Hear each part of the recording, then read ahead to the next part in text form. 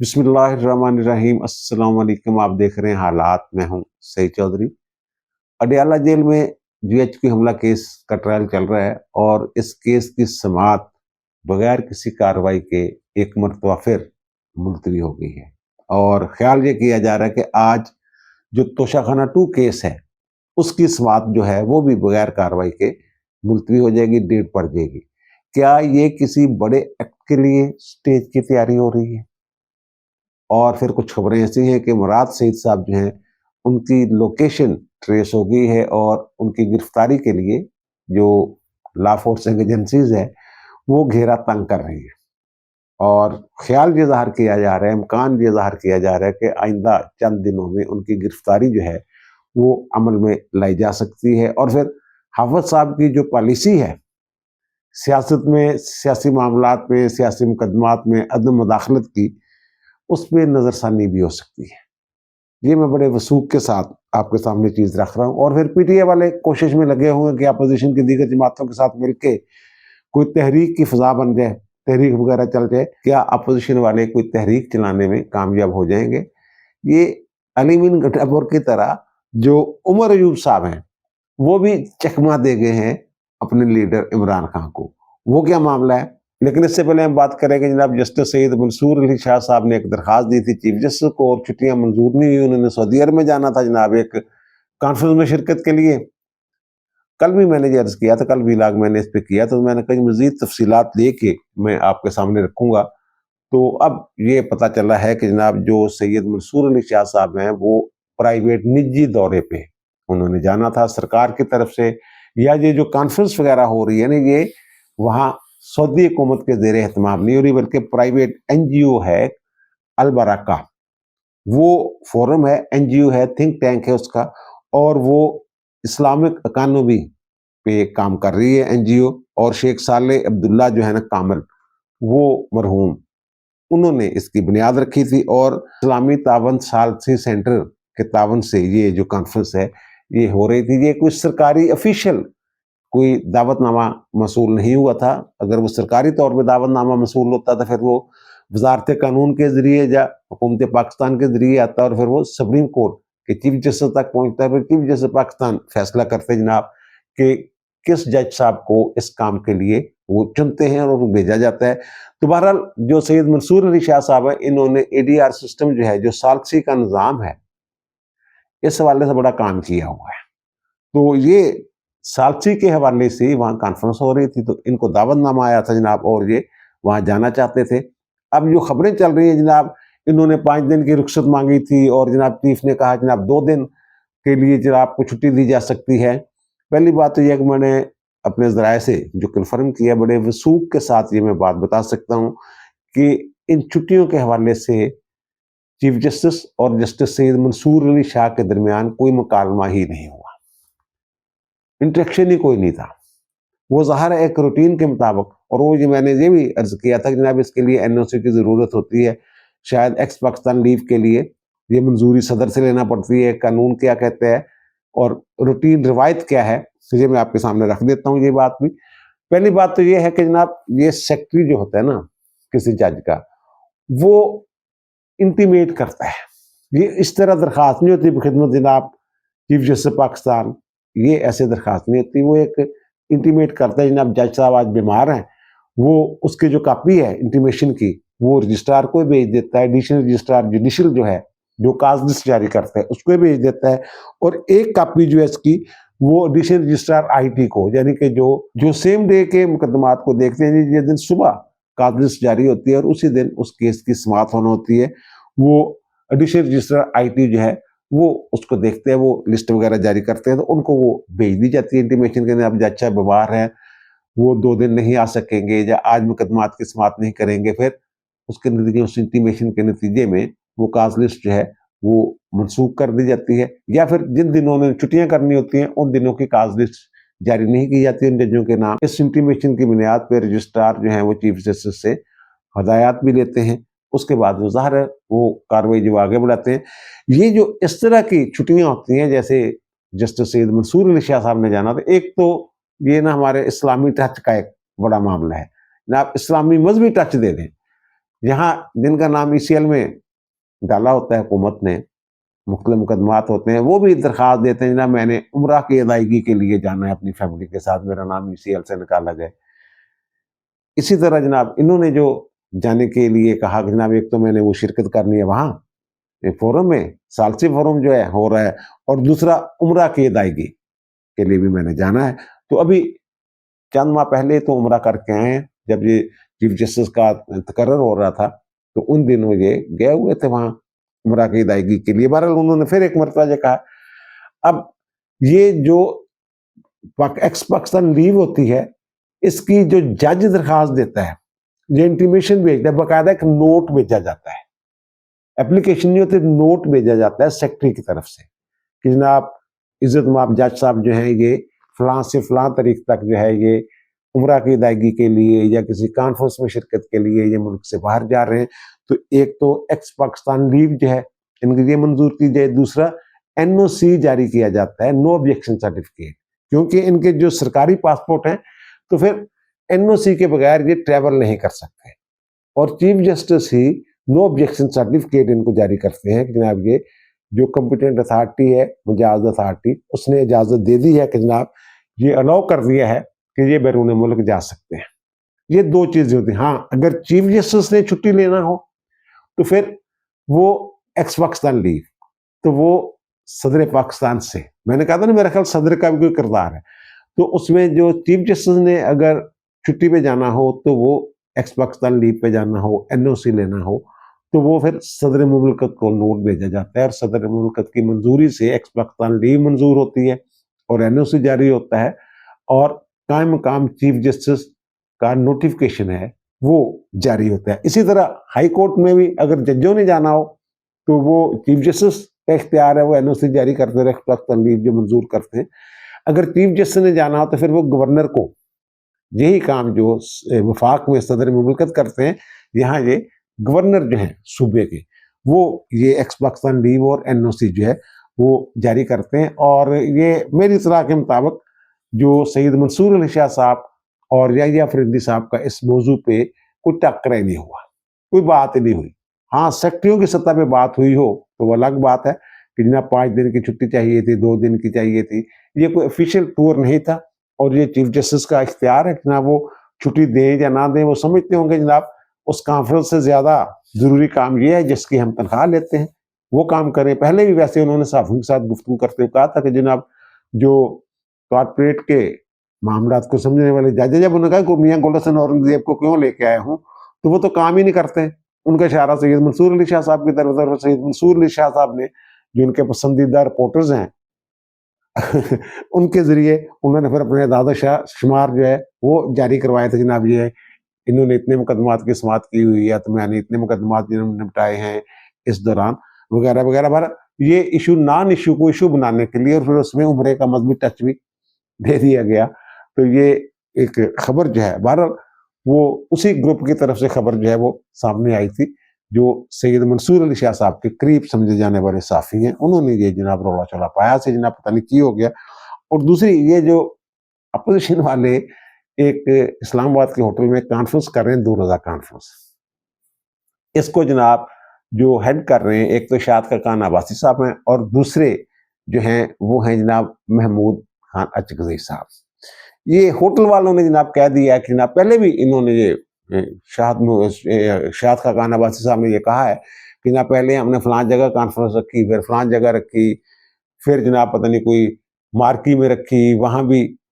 उन्होंने जनाब AC साहब पहुँच गए, मजिस्ट्रेट पहुँच गए, फिर जनाब इस होटल में जो है वो रखी गई।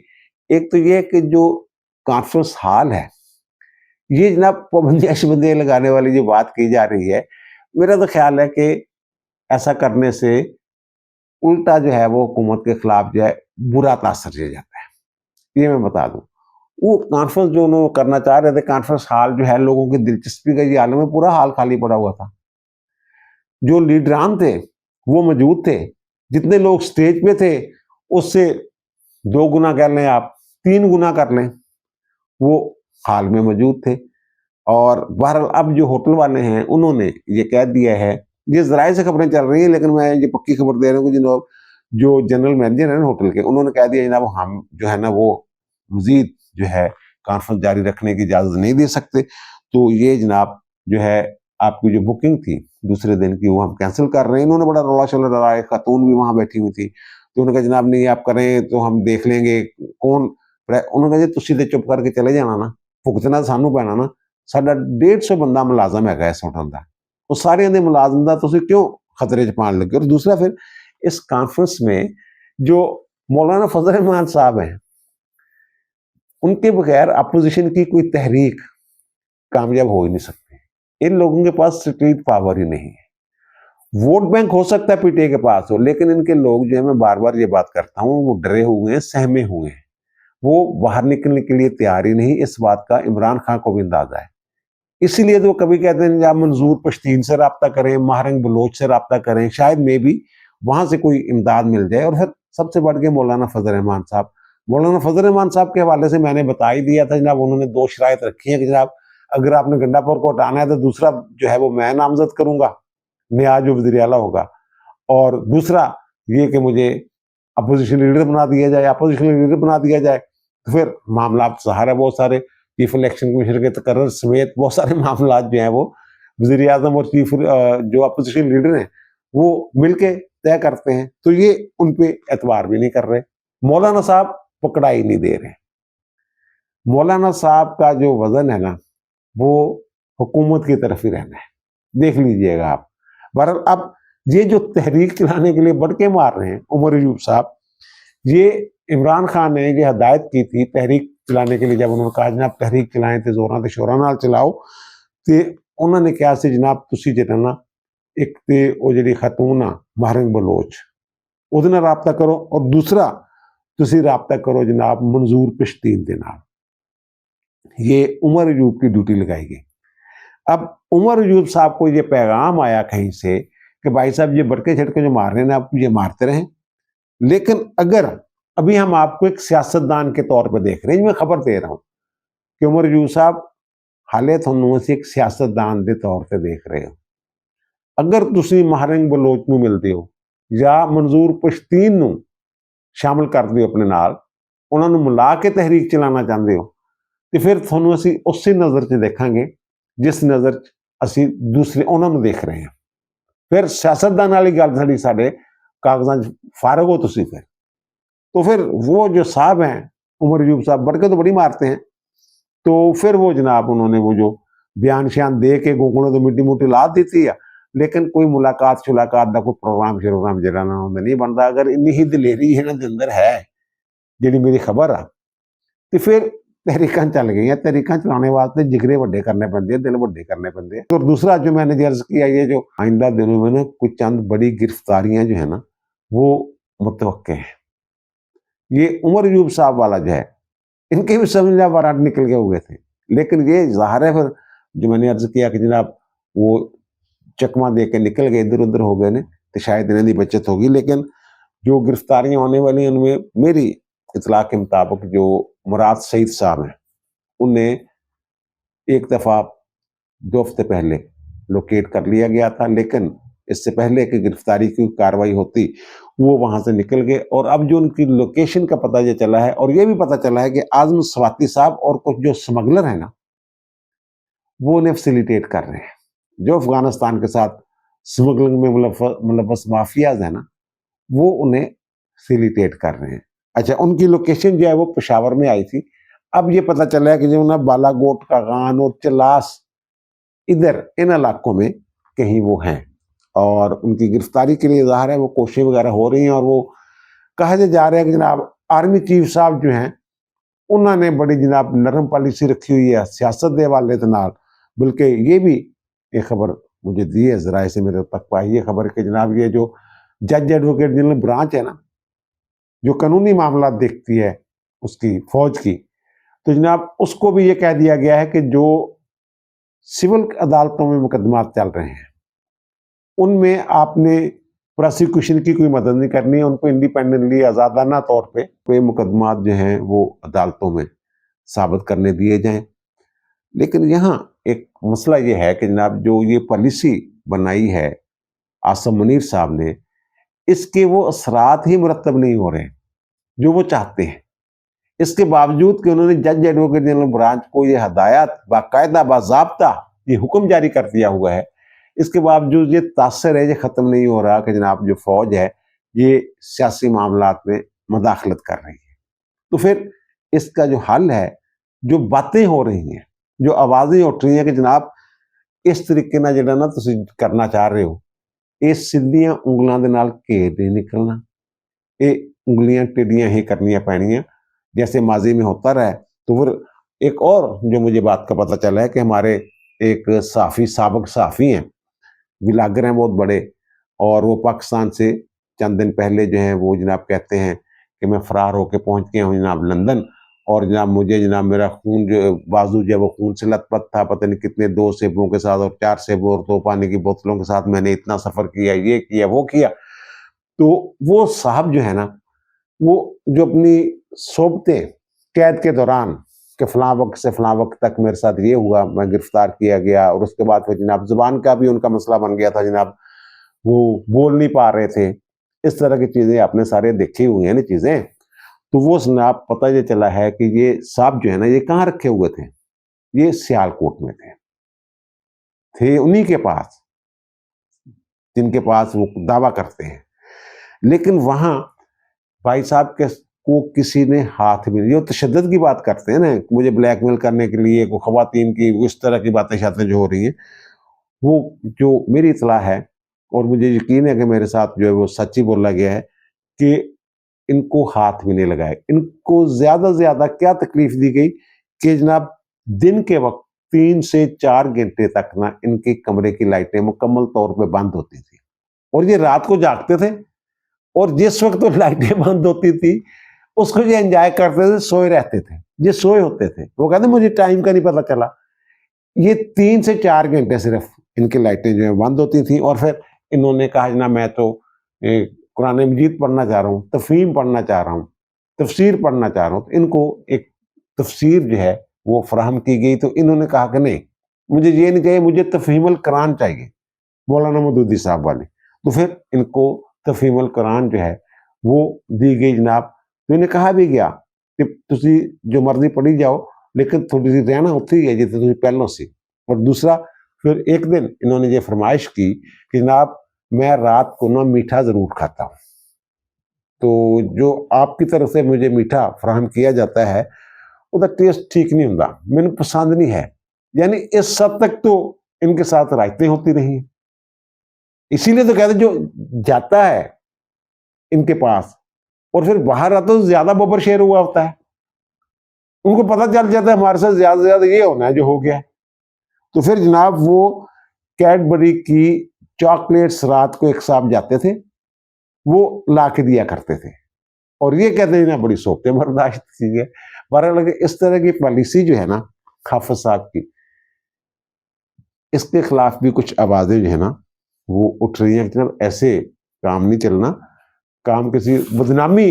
ہر کام تسی لے لیندے ہو، ہر گل دی بدنامی۔ اب جناب یہ جو کانفرنس کی بات کی ہے میں نے، وہاں وہ بدنامی ہو رہی ہے جناب کہ وہ آ رہے ہیں جناب کہہ رہے ہیں جناب کانفرنس نہیں ہونے دیتے، ہونے دیں، بلکہ وہ ٹی وی چینلز کو بھی دکھانی چاہیے تھی۔ اور اب انہوں نے جناب جو آفیئر کرنے کا سلسلہ شروع کیا ہوا ہے، پہلے کاشف واسی صاحب کو آفیئر کیا، پھر حبیب اکرم صاحب کو آفیئر کر دیا، پھر وہ پارس جہاں زیب کے بارے میں پتہ چل رہا ہے کہ ان کو بھی آفیئر کر دیا گیا ہے۔ وہ میں نے پہلے بھی ایک دن DGI والا وہ میں نے بھی لاکھ کیا درج کیا تھا جناب، ایک سب سے بڑے جو پاکستان کا میڈیا ہاؤس ہے اس کے بھی 2 بڑے جو ہیں صحافی، ان کو شاید آفیئر کر دیا جائے۔ تو اب یہ باتیں چل رہی ہیں کہ جناب جیو کے حامد میر صاحب اور شہزاد اقبال صاحب جو ہیں ان کو بھی شاید جو ہے وہ آفیئر کر دیا جائے، میں بھی بدل لین اپنا سٹائل جڑا انداز جڑا ہے گا، لیکن یہ ہے کہ ان کا بھی جو نام ہے نا وہ سننے میں آ رہا ہے۔ اور پھر جو یہ میں کہہ رہا ہوں کہ GHQ والا حملہ کیس والا کیس ہے، ایک مرتبہ پھر اس کی سماعت جب وہ ملتوی ہو گئی ہے عمران خان۔ اچھا عمران خان جی سہولتوں کی گل کر رہے ہو تسی، عمران خان نے پھر ایک ٹویٹ کیتا ہے کہ جناب وہاں ایک کرنل ہے جو جناب یہ سارا کنٹرول کرتا ہے۔ وہ کیسا کنٹرول کر رہا تھا یار؟ اسی طرح سے کنٹرول جس طرح جناب وہ کیڈبری دیا جی چاکلیٹ آ رہی سی، وہ تسی ایسے ایسے کھانے کھا رہے ہو جو کدی سنے ہی نہیں، اسی دیکھے ہی نہیں، دیکھے کہ سنے ہی نہیں۔ ਸਾਲ ਮੈਨੂੰ ਫੇਸ਼ ਪਤਾ ਨਹੀਂ ਕੀ ਤੁਹਾਨੂੰ ਮਿਲ ਰਿਹਾ ਉੱਥੇ, ਥੋੜੀ ਮਰਜ਼ੀ ਦੀਆਂ ਕਿਤਾਬਾਂ, ਮਰਜ਼ੀ ਦੇ ਟੀਵੀ ਚੈਨਲ, 16 ਚੈਨਲ ਤੁਸੀਂ ਦੇਖਦੇ ਪਏ ਹੋ, ਬਾਕੀ ਕਹਿ ਇੱਕ ਚੈਨਲ ਨਹੀਂ ਦੇਖ ਸਕਦਾ B ਕਲਾਸ ਦਾ, ਤੁਸੀਂ 16 ਚੈਨਲ ਦੇਖਦੇ ਹੋ ਟੀਵੀ ਦੇ ਬਹਿ ਕੇ, और जो दिल करता तुम बयान फरमा देंगे। बहरहाल जो GHQ हमला किया जो उसकी जो मजीद समात है वो 12 मार्च तक मुलतवी होगी, और ख्याल ये है कि जो ये तोशाखाना 2 केस है उसकी समात भी आज जो है वो होना है, वो भी मुलतवी हो जाएगी, यानी कि तारीख पड़ जाएगी, कोई पेशरफ्त नहीं होगी। तो इस हवाले से जो मेरे ज़राए हैं वो ये कह रहे हैं कि जनाब कोई बड़ा कम कहने वाला मसला पता की है। जैसे मुराद सईद की मैंने मिसाल दी है कि शायद उनकी गिरफ्तारी जो है वो जल्द आप देखें कि हो जाए। तो मसला ये है कि ये GHQ केस में जो शहादतें हैं, जो फुटेजेस हैं, जो तस्वीर हैं, जो इनके व्हाट्सएप ग्रुपों में मैसेजेस हैं, वो सारी चीज़ें बड़ी सॉलिड जो है ना उनके पास, इस्तगासा के पास शहादतें हैं। अब ये चाह रहे हैं इस्तगासा वाले कि कोई बड़ा चेहरा जो है ना, बड़ी शख्सियत जो है वो इसमें गवाही के लिए आ जाए। अब एक तो फयाज हसन चौहान साहब हैं, वो गवाही देने के लिए तैयार भी है मेरे ज़राए के मुताबिक, लेकिन फयाज हसन चौहान साहब उस कह रहे हैं, उनका ख्याल है कि उस पाए के सियासतदान नहीं है और उनकी गवाही उतनी मौसर नहीं होगी, वहाँ मौसर गवाहियाँ चाहिए। और दूसरी ये बात है कि कर्नल साहब थे रिटायर्ड, उनका बेटा वहाँ GHQ के बाहर जो बोर्ड शोर तोड़े तोड़े पकड़ा गया, उसकी गवाही जनाब हो जाए, चलो वादा माफ गवाह के तौर पर वो भी अंदर है, लेकिन वो भी जो है उसको भी छोटी गवाही समझा जा रहा है। और ये जो बड़े एक्ट के लिए स्टेज की तैयारी की मैं बात करूँ, शायद डेटे शेटे इसलिए पड़ रही हैं कि एक तो वो मिलिट्री कोर्ट वाला केस जो है उसका फैसला हो जाए, और दूसरा फिर कोई इस तरह का बड़ा वादा माफ गवाह जो ज़मान पार्क में उस जो है वो 6-7 मई वाला जो मीटिंग थी उनमें वो बंदा मौजूद हो और वो पूरी बात जो है वो बता सके। तो बहरहाल मे भी कि मुराद राज सिंह के वज़ीर तालीम होते थे, वो उस मीटिंग में मौजूद थे, मैसेजिंग भी उन्होंने की हुई है, मे भी उनको लिया जाए कि जनाब आप बयान दें, लेकिन वो भी ये उससे भी बड़े कद का कोई बंदा चाहते हैं कि जो ओपनली इस बात का एतराफ़ करे कि जनाब ये मैं मौजूद था और वहाँ ये वाक़या जो है ये हुआ है। मिल सकता, हो सकता मिल जाए। और दूसरा मिलिट्री कोर्ट्स वाला जो केस है उसके फैसले का इंतजार है, वो मैं बार बार ये अर्ज़ कर चुका हूँ कि जनाब वो जो फैसला था, जो 5 रुकनी बेंच का फैसला था, जिसने जो आर्मी एक्ट की कुछ दफात जो हैं सिविलियन की ट्रायल वाली वो कलअदम कर दी थी, और ये भी करार दे दिया था कि सिविलियंस का मिलिट्री कोर्ट में ट्रायल नहीं हो सकता, यानी उनका कोर्ट मार्शल नहीं हो सकता, तो वो फैसला हो जाना कलअदम। हाँ, ये हो सकता है कुछ रहनुमा असूल जो हैं वो सुप्रीम कोर्ट की तरफ से फराहम कर दिए जाएँ, और अब ये भी मुझे लग रहा है कि मे बी वो जो रहनुमा असूल हैं वो पार्लियामेंट को भिजवा दिए जाएँ, क्योंकि बेंच ने ये पूछा है कि क्या हमें ये इख्तियार है कि हम जो मामला है ये पार्लियामेंट को भेज दें, यही रहनुमा असूल फराहम करके गाइडलाइन दे के जनाब ये मामला आप देख लें। और फिर दूसरा जो ये दफा कर रहे हैं ना उस जजमेंट का 5 रुकनी बेंच की जिसके खिलाफ अपीलें हैं, उन वकला के बयान नहीं आपस में मिल रहे। पहले तो जनाब जवाद ख्वाजा साहब के जो वकील थे अहमद हुसैन साहब, बड़े अच्छे दलाइल दिए उन्होंने जो फैसला था जो लिखा था मुनीब अख्तर साहब ने, उससे उसको मुकम्मल तौर पे दफा करने की उन्होंने कोशिश की उन्होंने। उसके बाद जनाब जो खोसा साहब हैं, खोसा साहब के हवाले से मुझे ये पता चला है कि सरकारी जो वकला हैं उन्होंने शायद नोट्स भी नहीं लिए उसके, उन्होंने वो बस वो जो तहरीरी सबमिशन थी वही पढ़ पुढ़ के जनाब वो अपनी जिम्मेदारी पूरी करके टुर गए। तो फिर उसके बाद जनाब जो इमरान खान के वकील थे ना ज़हर भंडारी साहब, उन्होंने ये कहा, उन्होंने इस अंदाज में डिफेंड किया उस 5 रुकनी बेंच के फैसले को कि जनाब ये जो आईनी बेंच है ना, ये इसकी जो जुरिडिक्शन है इंट्रा कोर्ट अपील में समात की, वो कहते हैं कि नहीं,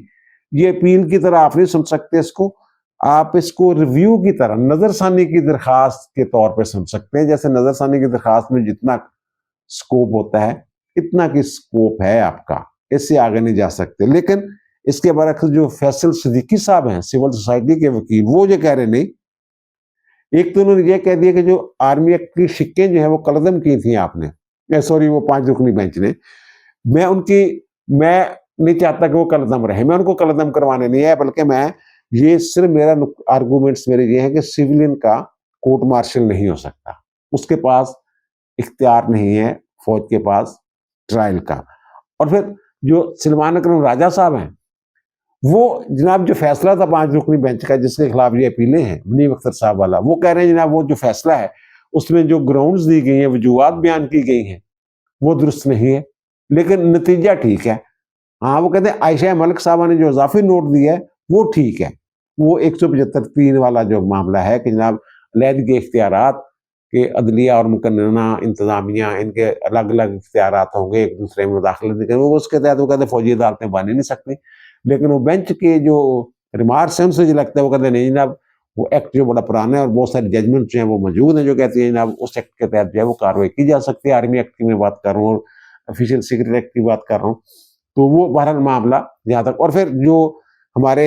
فیصل صدیقی صاحب ہیں انہوں نے جناب یہ کہا کہ جناب ایک تو لیاقت حسین کیس ہے نا، وہ 98 میں ایک آرڈیننس کے ذریعے یہ کراچی میں کوئی فوجی عدالتیں قائم کی گئی تھی، اس کو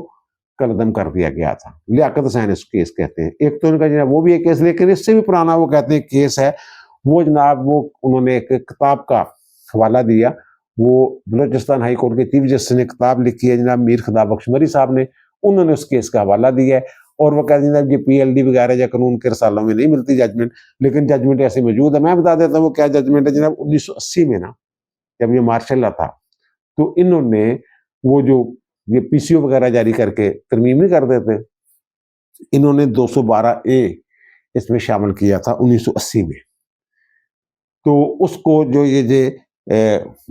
بلوچستان ہائی کورٹ کے چیف جسٹس میر خدا بخش مری اور ان کے ساتھ ایک اور جج تھے، انہوں نے